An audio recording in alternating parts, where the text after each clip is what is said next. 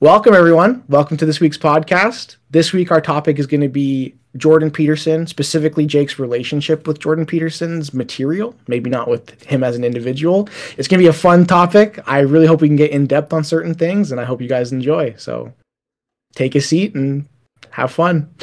Grab a tea, grab a coffee. Yeah. Do whatever you need to do before we get right into it.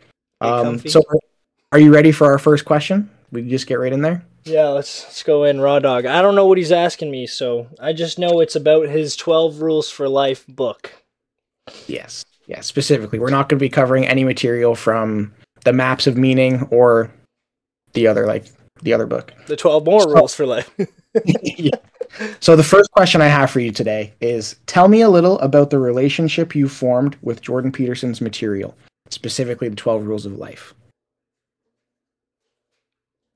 So, initially, I wasn't too gung-ho about Jordan Peterson's material. When I first started seeing what he was posting on YouTube, it was just lectures, and that's before I went to college.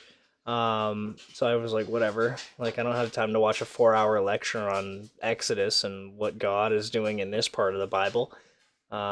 So what made me want to read his 12 Rules for Life was just before the pandemic. I kind of realized that the adult figures in my life need to, I don't know, maybe hear these rules. Because, like, when I heard him on Joe Rogan, because I was into Joe Rogan, so I watched that podcast where he was, like, initially on for the book.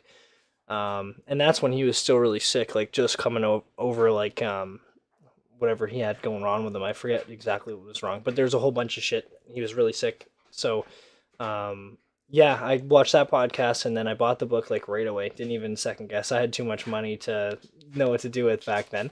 So I just instantly bought it, read it, and I read it really fast. And then I don't think I really grasped the material the first read through, like you do with most things you read. If it's actually a good read, you're going to need, like, second time's the charm, and then you start to understand it. And then, so I've read it, it's 2 times, plus, like, the podcast and the lectures he's given on it. So, probably read the book 3-4 times if you want to include the lectures. But I liked how he was straight up and brought out, like, the scientific stats behind certain things, like the rule of the lobster, like stand tall with your back straight and your, like, chin up and your shoulders out, because body language actually is a huge deal when it comes to just human psychology, social psychology, and I'm learning that now as well, like, in school. So I'm being able to apply what I already know, and, like, maybe sometimes, like, hey, professor, this is what this other really smart guy said. Is this true? And, like, they're like, yeah, great question. So it's really cool, and people, even in, like, our small world of academia, are, all on the same page, because, like, people like Jocko, they ended up on the same page as Jordan Peterson too, like, when it comes to what you should kind of be as a person in life. And he doesn't have any education. He just has, like, SEAL teams, which is an education, but, different kind of education. Yeah. So I think I answered your question. I feel like my relationship with the book and it, like, the material of 12 Rules for Life really sparked my interest in learning. Like, it was definitely the first book that I ever read that wasn't a Star Wars book or, Lord of the Rings. I've read all of the Lord of the Rings. I used to read them, like, once a year. I was like, ooh, it's time to read the books again. But yeah, those pieces of literature are amazing as well. Like, they tell the hero's journey, and that's what Jordan Peterson talks about. What's the rule? It's like rule number 9 or 10 or something, like, treat people how you would want to be treated.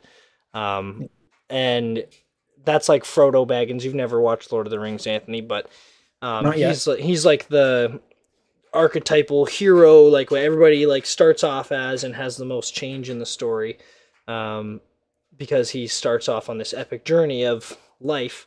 And same with, like, Jesus and the Bible and, all the other stories in the Bible, like Abraham and Noah with his ark. But it's definitely a piece of literature that I need to get back. I lent it to a coworker, and one of the rules in his second book is don't lend books to people. So maybe I should have read that before I lent the book out. But I have a question about some of the stuff you said. yeah. So do you feel that his work has helped you develop more character as a person? It's helped you grow? It's helped me question myself more for sure, and then that leads to growth, I guess, right? Like when it comes to setting your life in order and like making sure your things are in order before you start to pick on other people. That's definitely something that I did not do like in high school and just post high school. I just thought I was top shit, and it's because I was top shit my whole life, right? Like we talked about in the last podcast, and we'll plug in maybe up here. We'll link the last podcast about our experience in rep soccer, and I had this like Zenyatta quote line right from Overwatch. If you ever played that, for all those listeners who aren't nerds. But he says there's a voice line that this character Zenyatta has, who's like a monk robot, sick character, where overconfidence is the flimsiest of shields, and that's definitely what I had until I started diving into like academic learning and reading books about self-help and not like the typical ones. You know, I personally don't read like the trending books, but I guess Jordan Peterson's books are trending, but you know, only in a certain media. But yeah, I feel like it definitely helped me grow as a person, and I'm still growing. We all are, and I'm only 25 like soon in March. So it's definitely like that peak time of your life where you have to really start to button down and or buckle down and get things in order, or else you're just not gonna have anything of purpose, and you'll be a mess, and then you'll have to, you know, have all these issues to deal with later in life that you just chose to not to deal with. So, and it actually was the reason why I like left one of my old partners, because I was reading the book and I was like, man, I can't. Not this person is not communicating with me, and I cannot communicate with them, and we're just never gonna be on the same page because some people just aren't. I think one of his rules was make sure you have friends who want the best for you. So might have been a lesson there. But you've talked about order and creating more order, and something I wanted to ask you was, what are your views on the concept of order and chaos? Well, it's been a classic concept ever since like the Bible's literature came out and was mass printed, and in other cultures too, like Japanese, Chinese cultures, don't they share yin and yang? I'm not sure. I thought they're shared, but just correct me if I'm wrong in the comments. But basically, it's been something that humans have always struggled with, is keeping a society in check, as well as every individual in that society, and then also avoiding the chaos, but having just enough chaos so that you can still have productivity and like experimental things happening. So obviously like inventions wouldn't have taken place if there wasn't somebody crazy enough to like, let's see if this lightning bolt will strike this shit and charge my electricity. Like that shit would never have happened. So you have to have some chaos, and I feel like in today's society we're trying to cover up as much as you can of that chaos, like the things that aren't controllable by the human variable, like for example, participation medals. I hate those because it's just everybody gets to win and nobody gets to experience like the chaos of losing. Damn, keep burping. But I feel like in order to truly have order, you have to know how to thrive in the chaos as well whenever it comes at you, and that's why he made the second book, 12 More Rules for Life. So it kind of acts as that yin and yang, and he even said that, like I'll show the listeners here or who are watching on YouTube, but this book's black, the 12 More Rules for Life, and his 12 Rules for Life is just white. So he wanted to make it look like yin yang, so you know when you have it on your bookshelf, it's sick, aesthetically pleasing. Very symbolic. But yeah, definitely, there's so much value to be found, and I think he uses the example of like the Egyptian gods Horus and Osiris. And like that's why everybody knows the Eye of Osiris. Like everybody has seen that picture. Like lots of people get that tattooed, even if they have no correlation with it. They're just like, "That's sick, dude." But it's because that god Horus took Osiris's eye out of envy and jealousy. I'm pretty sure. I don't think I'm getting it wrong here. And then that caused like huge disgrace in the circle of gods, and everybody was like freaking out, and then they eventually ended up resolving their issues, I'm pretty sure, and it's because they had to like, come up like brothers and actually like redeem each other, forgive each other like human beings do often. And that's one thing where with chaos, you have to bring your order to chaos sometimes and make it orderly. Like in a scenario, that's where leaders are really crucial. Just like listening to Jocko and Andrew Huberman recently, that 4 hour long podcast. I haven't read any of Jocko's books, but it's definitely in my agenda to do. I'd like to do more reading than I do now, but he's just the expert on what it takes to be a leader. And when you step back out of the like trenches and you're able to look from a third person and see like what really is going on in that situation, then you can change it. And that's what everybody needs to know, but most of us don't. So Okay, fair enough. The chaos just sucks most of us in and you're just lost. So where do you find order in your own life? Like what kind of things do you do on a daily basis that kind of bring order for you? How do you separate from the chaff? So like Jordan Peterson said in, I think, the book and many other podcasts, is like you have to have your sock drawer in order to have like the day go well. And then what comes after your socks, your underwear, and then your pants, and then your shirt. So basically all of my laundry is super organized and like together. I know where it all is, and I don't have to stress out in the morning like, where's my socks? I'm trying to find my black socks, man. And then like, you're already mad, even though it's like that little anger. I spoke to my professor about this as well when she was talking about like just becoming organized for a test. And I was like, yeah, if your sock drawer is messy, you're wasting 2 minutes every day or like 30 seconds every day looking for socks. So add that up times 365. That's like 2.5 hours a year looking for socks. Mad. So like, it's just wasted time, wasted energy. So for me, I start my day off like good all the time, and that just starts it off like I don't have to worry anymore. But before, I definitely didn't. I would put my socks like this, like my hands are socks, and I just grab them from the laundry, throw them in the cupboard. I didn't like put them together, like I fold the socks, put them as one, and then same with my underwear. I had like socks and underwear all together, but now I have like socks, underwear, and there's like the little dividing space. So I don't have to like dig through and waste more time and effort. But yeah, I started off by making sure my clothes are orderly because I have to go and wear clothes everywhere. And also like my hygiene's gotten better. I brush my teeth twice a day. I just went to the dentist and she was like, man, you gotta floss more, man. Like I was like, I know, I don't floss ever. But since I went to the dentist and got my cleaning, I've been flossing twice a day, brushing twice a day, mouthwash twice a day. So I'm vibing. It's good. And I'm just bringing more order into my life, controlling my bodily autonomy better. And yeah, like I feel like that's the big part. Like if you are unorganized in your bedroom, you can't be organized outside the bedroom.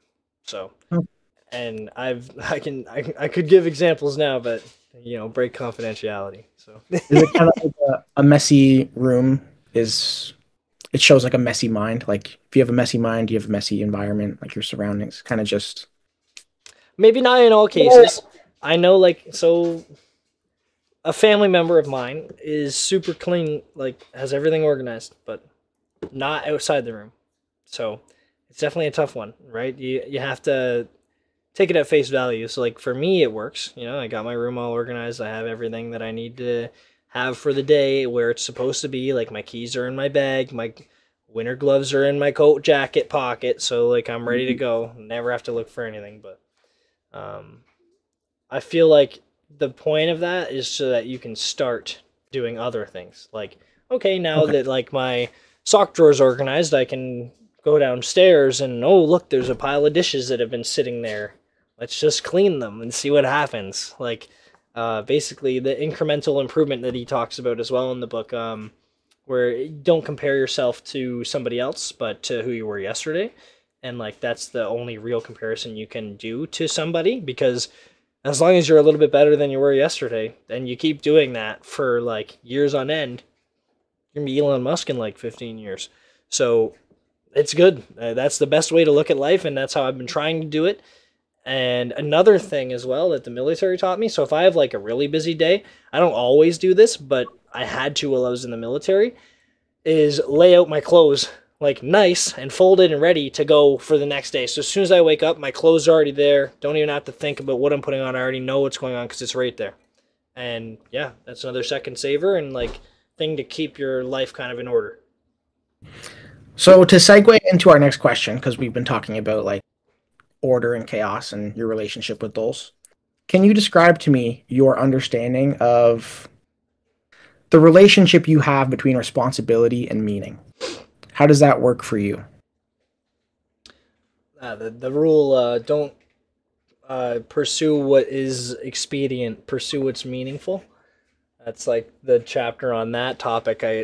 And I think I've spoken to you a little bit about this, but basically like before in life, I would only talk about and like pursue things that I knew were going to bring pleasure like instantly.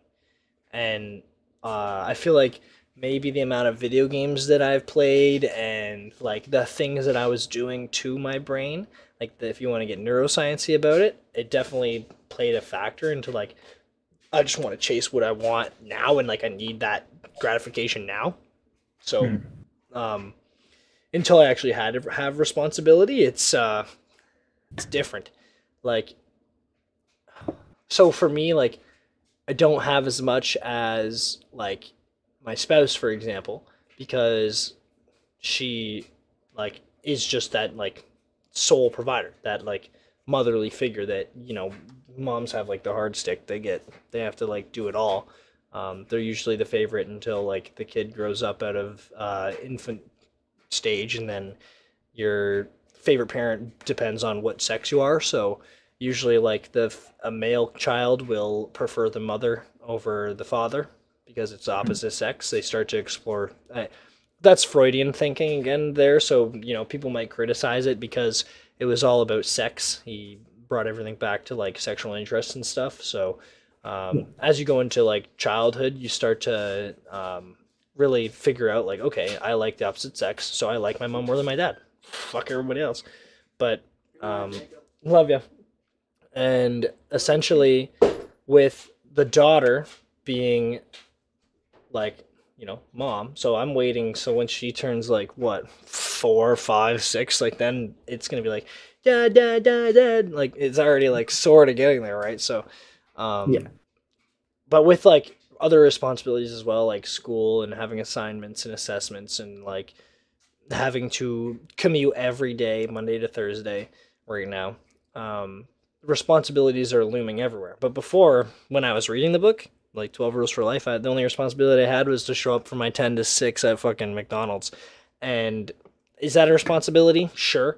Like for most people it is. But for me, it was something I was doing for like years at that time. So it was just habit. I didn't even, just like robot. And basically, I feel like responsibility is what everyone wants, but it's not something that you can just have. You have to earn it or find it or put yourself into it. If you abdicate responsibility, somebody else will just take it. It doesn't matter. Like, if you don't want to do an important task, there's like 50 million other people that'll do that task. So if you might as well just take it on your shoulders. And I truly believe right now anyways that the more responsibility you have, the more growth you have, and the more potential you have to excel in the eyes of others as well. Like, because you could crumble and, you know, it's always a possibility, but if you just keep on it, you're not going to fail. Like, that's what all these stories tell us, and all these like lessons from the past and movies like that are even made today and make like friggin' billions. If you look at like the new Avatar movie, it's all about just the hero's journey. Like Jake Sully in the Avatar movies is just like this hero character that came in and saved the day and just took all the responsibility. Like, he didn't have to do any of that. If he didn't do that, maybe somebody else would have stepped in and like actually changed the play of it. But if he didn't step up, who would have? It's just like another thing in comparing like how did all these people in Nazi Germany just all of a sudden turn into monsters and evil people. But you have to realize that we're all that, and if you can't realize that you're that, then you might as well go read some books and or watch movies and try to figure out like, okay, I do have that potential, I just haven't acted on it yet, and when the time comes, I should hopefully be aware and be able to like change, change it instead of becoming that like 99%, be that 1%. Like he used in his speech at I think it was Oxford he was speaking at, right? But he said that Nelson Mandela and like the guy who wrote the Gulag Archipelago um, book, they were like the best books of the 20th century because one person from an entire country changed the whole course of the history of the country in one book each. Like that's just insane. But Well, that's how it works. And like they were both in like the worst situations ever that like a human being could possibly be in. The guy who wrote the Gulag Archipelagos was literally in the gulags prisons like and fought on the front lines in World War II and was a prisoner of war, and but he's just sitting there like, what did I do to get here? Like thinking about it and really criticizing himself. But that's what we're not allowed to do that now. If you try to improve yourself, you're the problem. That's toxic masculinity, Anthony. you're a misogynist. Yeah, might as well throw the R word in there too, eh? Anyways, on the next question. So I'm gonna read this one straight from the clipboard. But Yeah. JP has stated is sorry. Jordan Peterson has stated it is important to point, to take aim, to narrow in on a target. What are you aiming at? Ooh, good one. Okay, so I know people usually do like, okay, here's my 3-year plan or 5-year plan or 10-year plan. I have like a general goal. So my target is right now, at least, depending on like, my next 2 years of schooling, is doctorate. I want that. I want that title and I want to make that academic journey and truly like push myself to that point because it's not easy. Nobody like it's not just anybody that can go and okay, I'm a doctor now, especially for like psychology and like being an actual like doctor, fucking brain surgeon, all that shit. But that's my goal right now is the title of doctorate. And once I'm done this program at St. Lawrence, so I have like I pointed at this shit. I was like, yeah, that's how I start. And it's a 3-year program, but I chose this program specifically because it has the bridge to university. So like most universities, if not all, will look at the program credits and be like, okay, he's good. He will succeed in our university program, so they'll take me. Because before I couldn't even just get into university. I didn't have any sort of resume at all to just apply to university. Hmm. So it was either like go to Loyalist College, which is our local college here in Belleville, Ontario, or commute every day for like 3 years. And then, things kind of changed. We're hoping to find a place that's close in Kingston so then I can also like eliminate the close to 10 hours a week driving and have that for like, aiming more towards my goal. Because Yeah. the more time I can have on school, the better. Because like I'm already almost a 4.0 GPA and like it's so close, bro. This semester I'm getting it. I already got 100% on all my comms assignments for English. Like I'm not joking around this semester. I'm really going hard, dude. I need that 4.0. And anyways, yeah, I feel like that is something people don't do often. Like most people just talk about it. They talk about what they want to do, and when you talk about what you want to do, like what Chris Williamson taught me, I don't know who taught him, but that's actually something that is terrible for your brain. If you just tell all your friends, like, dude, check it out, bro. I'm making this like thing and it's gonna be awesome. And then that shoots all these chemicals into your brain, like dopamine, serotonin, and you just get gassed up, and then you actually don't end up doing the thing or doing it as well or doing it for as long because you've talked about it for so much that when you actually come to doing it, you're like, nah, I don't really want to do this anymore, man. I already got my gas from it. Cause Yeah, like, you're that hit from just talking about it. You don't yeah. actually feel you need to do it. Or at least, well, no, that's something very relatable. I feel that one. Yeah, well, and that's what I did a lot before I got to college here, because I wasn't really ordered at all. I didn't have my life in order. And then once I started to get the pieces together and really make the foundation for success, I'm starting to succeed. So go figure. If you put a little bit of effort into making yourself possible to succeed in the goals that you're aiming for, you're gonna just succeed. And like you can change your aim. You can, like I said, like maybe I'll want to become like get a PhD instead of the doctorate or something like that. Go down a different pathway in psychology, or maybe I'll want to become like a neuroscientist instead. Like who knows? But my next 2 years will really iron that out. But I'm pretty sure I want to get the doctorate, because then I can have personal practice and or private practice. Sorry. And then that way I have a little bit more liberty on how I can treat my patients instead of having to. Well, obviously I'll still be ethical, but um, I won't have to follow like a corporation's guidelines as well. Like, okay, we're woke as fuck. You have to be woke as fuck too. Like, sorry guys, I'm not doing that. But I think the big thing here is that you're aiming. That's what's important. You're not aimless. Whether your aim changes, you start pointing at different things. You can adapt as you go. The big important thing here is that you have something to aim at, and that's what I'm most excited to hear, honestly. yeah, because I'm still set, and I know it's like something in university after college. Like, I already hit this target. I just wanted to get to college, and now I'm here. I never thought I'd fucking be here.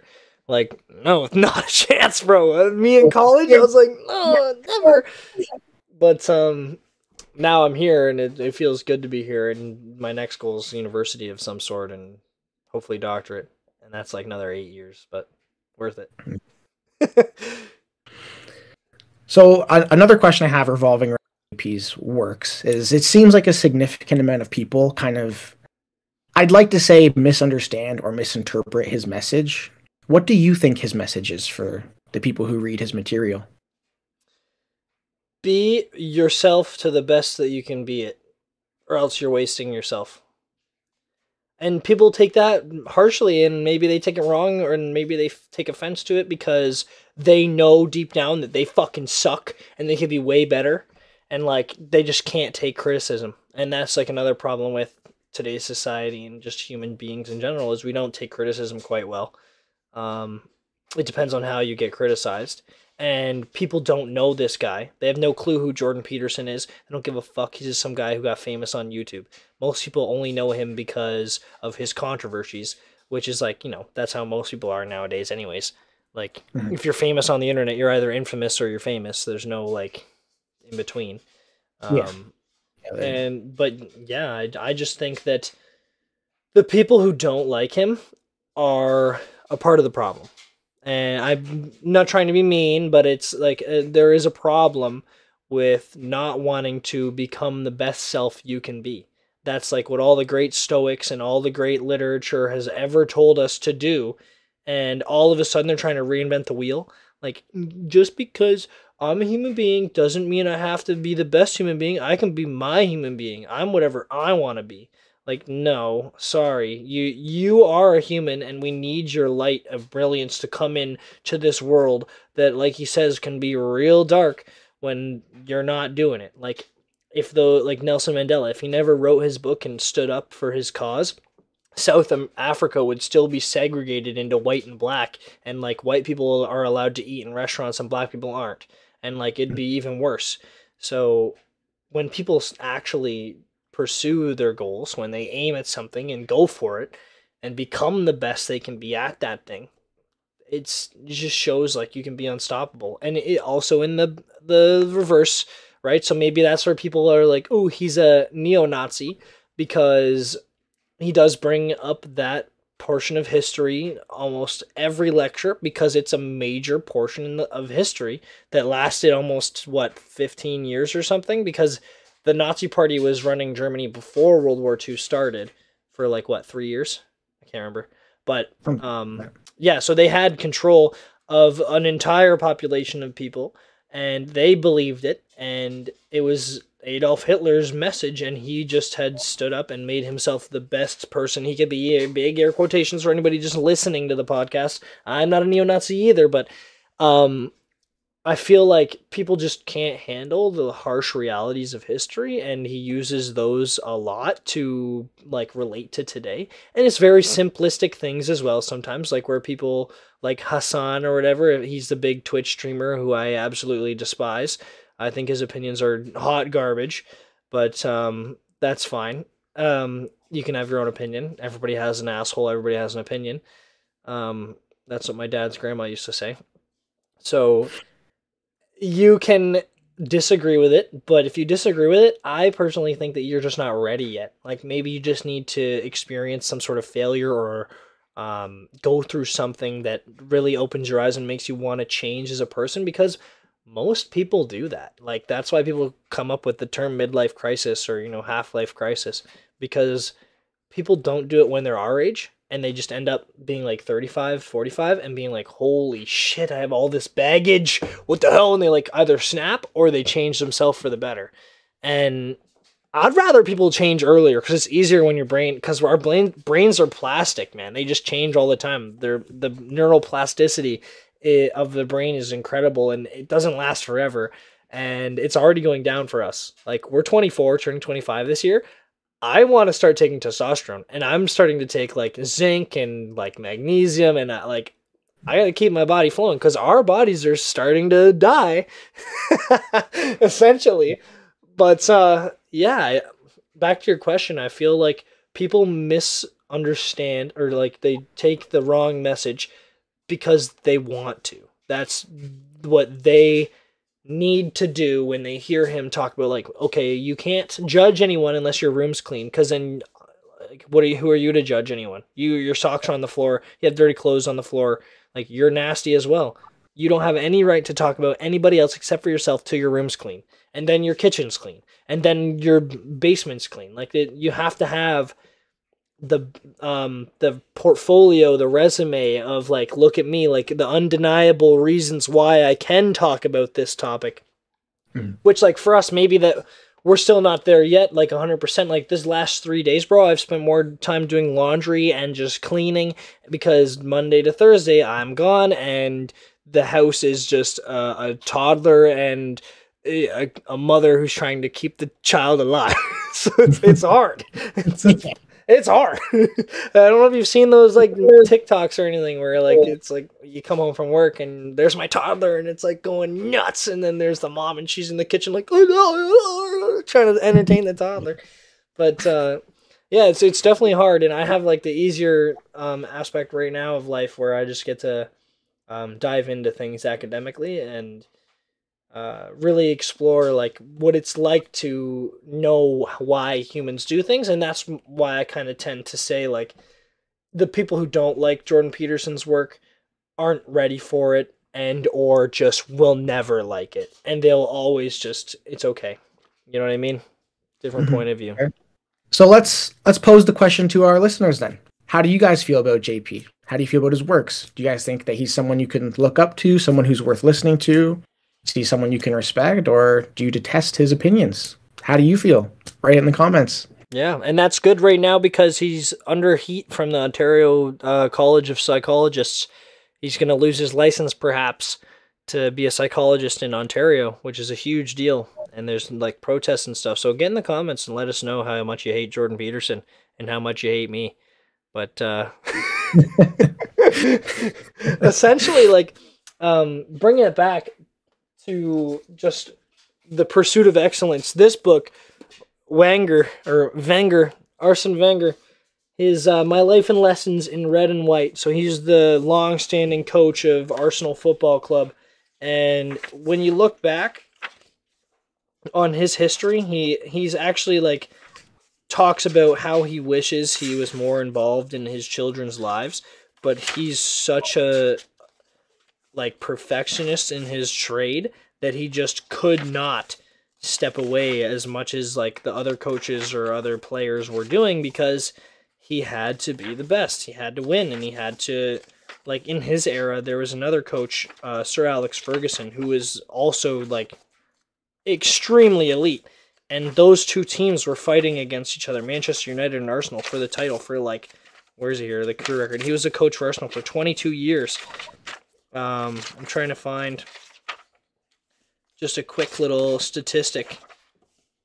But there's his like when he played records. But anyways, when you dedicate yourself as much as somebody like Arsene Wenger or Jordan Peterson does to a trade or a task in life, not everyone's going to agree with you. And lots of people hate this guy too, because they thought his vision was flawed, like, oh, he's only signing French players because he's French, blah, blah, blah, and he brought this, like, culture in and changed the whole culture of Arsenal Football Club, but after, like, are you complaining when they won 10 FA Cups and, like, I think 3 Premier Leagues, and they got to the final of a Champions League, which is the biggest cup competition in club soccer, and like Jordan Peterson in the last 10 years alone has come out with 2 books and also many other programs, like the essay program with his son. I don't know if you've heard about that yet, Anthony, but it's pretty cool. It's like a self-essay editor, so it helps you write a proper essay and like really like structures your essay amazingly, and I want to try it out, but I just heard about it on their new podcast with Joe Rogan, which came out yesterday. That is phenomenal. But and he also has like a program with his daughter, Michaela Peterson, where they're trying to bring the average tuition down to $4,000 for a degree in university, like a PhD, which is insane. That's an incredible goal. But he has like a facility in Miami, and he gets professors who willingly want to come, and like he treats them well. And then he like went on to take a shot at universities where like, you know, they don't usually treat us well. They don't treat professors well. And they give like 4-hour lectures, and like they're genuine professors, and they just give the 4-hour lecture on whatever they want to speak about that they can speak about. And he's trying to bring the tuition cost down to $4,000, which is just insane because 1 year of school is like, or 1 semester is $4,000. So it's just nuts. But yeah, he has so many things that he creates that are just hits and definitely like he's one of the great thinkers of our time, as some of the backs of his books probably say. And he has another book that I can't wait to read and talk to you about, We Who Wrestle with Gods. He said it comes out in November, so you know, I'm excited.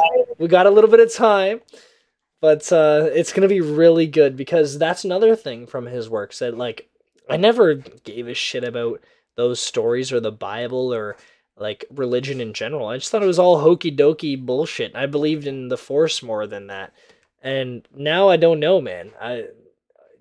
There's something, but it's not like an ethereal being that is controlling us and making us do things. It's just human consciousness over time. So be the best person you can be, and pet a stray cat when you see one on the street. So enjoy the little things. Very well said. So would you like to move on to our next segment of what Jake learned this week at school? Yeah, for sure. Let's those get were into great questions too, Anthony. I was loving it. We only went on for 40 minutes, so that's not too bad. I thought I was gonna talk my head off, but I'm learning to be more concise in school as well. I don't just ramble on and then get lost on a sidetrack unless the sidetrack is useful. So this week at school is a pretty busy week. And I'm going to tell you guys a little bit about my research methods class, which, you know, everybody's like, research methods, snooze. I'm skipping that one, but it's amazing. So for me right now, I'm on it'd be 11 of cold showers and cold exposure. So I've revamped my like way of tracking my energy levels, which is just the baseline, which I'm doing because I can't really track like my dopamine or serotonin or anything because I don't have the technology for it. So energy is just something that I can track, which is called a construct when you're measuring things. So it is a hypothetical attribute or mechanism that helps explain and predict behavior in a theory. So it is like, what is energy? So you can't hold energy in your hand, but I can measure my energy levels. So I initially started it with a -5 to +5 scale with a 0 in the middle. and I thought it was a bit too complicated after only 2 days of using it. I was like, nah, this isn't good. So I changed it from a 0% to 100% because that's just better. And it'll be easier to plug into the Excel spreadsheet next year when I do my statistics class, and I actually can just grab all these statistics and do my assignment on myself.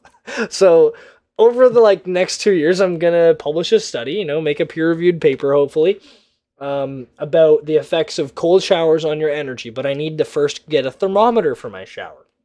So the first thing my professor told me, because this professor and I love her. She's so good. I probably have said her name before, but just Professor McDonald. There's probably 1,000 of those. And so instantly I got in the class and I was stoked to talk to her because I know she hates cold showers and she'll never take one because she's always cold. And I was like, believe it or not, Professor McDonald, cold showers help your body temperature increase. And she was like, never. But so she was like, kind of using my study as an example because we're talking about how to measure and define variables. So for anyone that doesn't know, a variable is anything that can take on different values or characteristics or conditions that can change and have different values. So pretty easy, right? Just like how many poops did Jake take a week? That's a variable. So there's 3 steps. So number 1 is researchers interested in how variables are affected by different conditions. So for me, the energy being affected by cold showers. And then so for B, it's in order to evaluate change in variables, we must be able to measure them. So right now, I'm measuring my own self-measurement, which is like a less reliable source of measurement. But to make it better, I could also add a thermometer into my showers and see how cold my showers are each day. So like I'd get in, see how cold the shower is, take that down, then get in the shower like for real and continue on. And then step 3 in research process equals determining a method for defining and measuring the variables of study. So I've defined that I want to study and measure how much energy I have after a cold shower. So immediately after I get out, I take the measurement like, okay, I'm feeling like 90 right now. And then Andrew Huberman said, I forget who he had as well, that was his reference for this stat on dopamine and cold baths. So there is like no studies on cold showers, which is why I'm doing it, because, if I can become like the first peer-reviewed study on cold shower and increasing your energy levels and blah, blah, blah, that's like big chip in my shoulder. But, anyways, where was I? Dopamine levels. So I'm tracking my energy levels over the 3 hours of having after the cold shower, because dopamine is supposed to be spiked for 2 to 3 hours after a cold bath. So I'm hoping it's the same for a cold shower because I'm in it. I'm not getting in the shower, oh, it's so cold. Oh yeah, I'm going to wash my arm now. Let's get this arm. I'm in the cold shower, and just getting that cold shower on me, bro. And it's crazy. I had one after I worked out tonight, and you wouldn't think that I just died on the treadmill and the bike, but I did. So, but I'm gassed up, and it was a literal an hour and a half ago, so my energy levels still haven't gone down. I planned it. I was like, yep, we're gonna get on for the pod around 9 p.m. Now I'm fucking, and I could go for another 2 hours, bro. And I feel, so my mental sharpness, so Professor McDonald kind of gave me another pointer, which is awesome. She's her, I might as well put her as the co-author for my study. But she says, measure the energy levels before the cold showers in order to get the comparison results. So right now I don't want to stop taking cold showers, so I can't really get those. But I was just definitely not like this. Before I started taking cold showers every day, and after a workout, I was dead at the end of the day. Exhausted because I had a nice hot shower to start the day, got all comfy, ate a nice big breakfast, but I'm really starting to change my appetite as well, or sorry, diet. And then let's see. So energy is a construct. It's something that I can't hold in my hand. We covered that. Theories. So that's the same thing as a construct. So validity of measurement. There are often several ways to measure the same construct. How do we know we're using the right one? This is important for my study.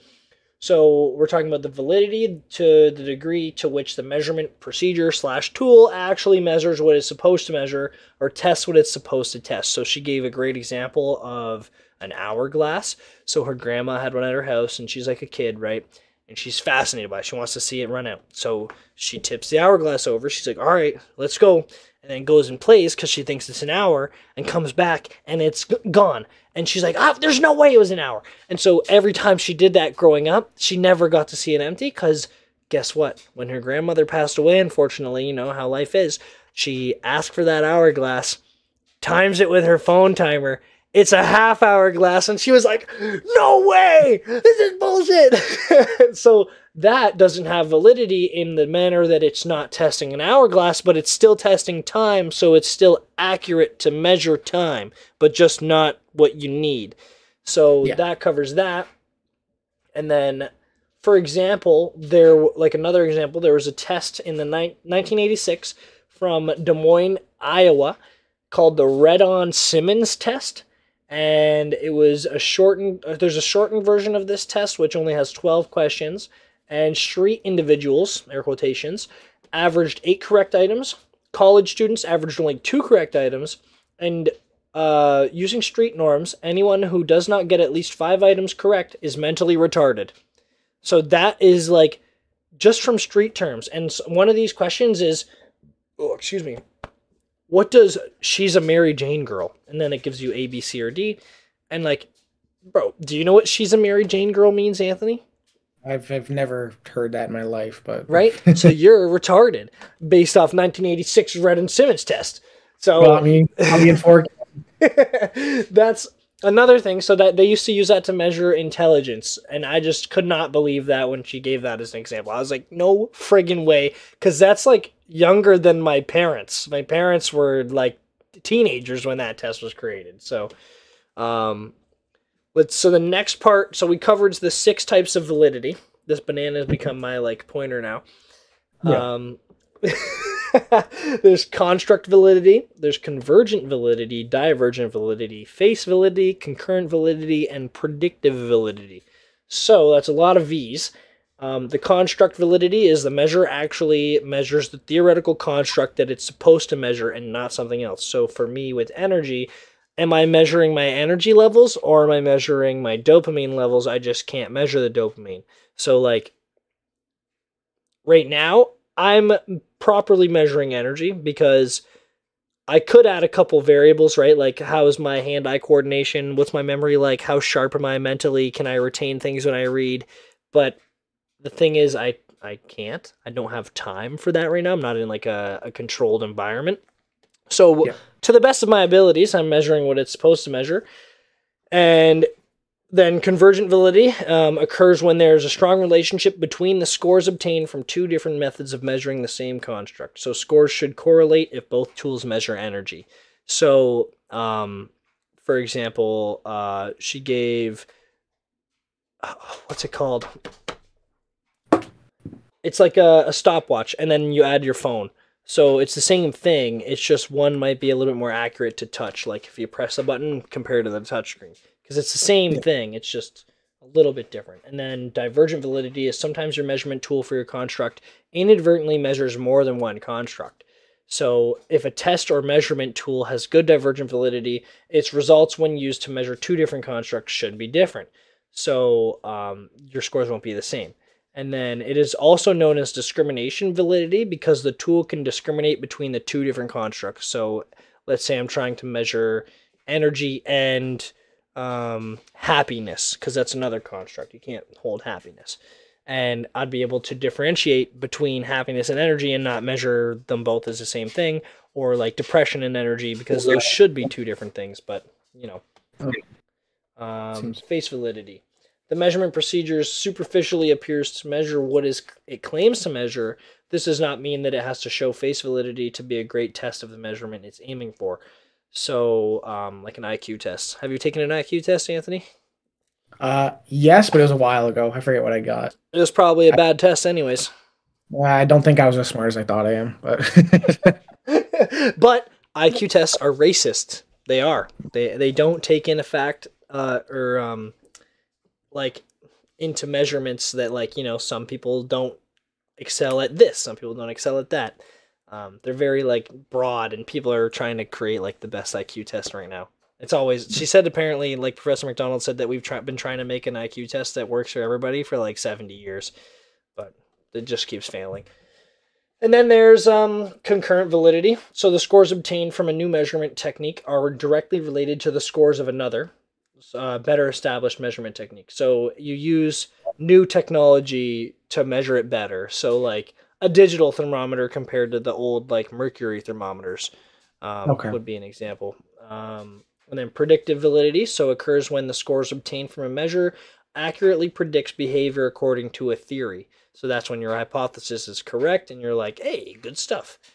And then there's just like reliability. So obviously, you know, making sure everything's reliable when you're like doing your test, and like trying to eliminate those variables. Like, okay, did Jake not sleep at all last night? Is that why he has no energy?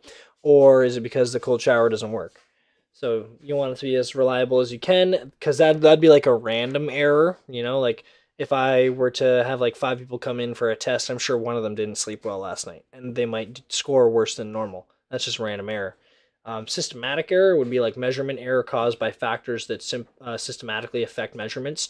So if I get those same 5 people, they all had great sleep, they all had breakfast, blah, blah, blah, and they come in to write a test, but the room is like 90 degrees instead of normal, they're going to suck because it's uncomfortable, and, you know, you're systematically making everybody fail. Let's see. There's environmental changes and participant changes. So like time of day, temperature, weather, lighting, mood, body temperature, hunger, and fatigue, all the things that humans have to deal with. And then basically what I got from this to take to my studies is that I need to make sure, so if I want to know how much faster one person was than the other, an ordinal scale wouldn't work. So an ordinal scale is, where is it here? It's the type of scale where at the start of a marathon, everybody gets numbered 1 to 1,000. But let's say we just didn't count the time it took to run the race, and we say, okay, runner 1 came in first place, number 2 came in second place, but we never tracked their time. So it's not really an efficient way of measuring things that need to be measured on how fast it was, or like, you know, how many times it happened. But for me, the best scale, I have it written down here, my Word document just messed up and went to the very top for some reason. Sorry, I'm just trying to find it here again.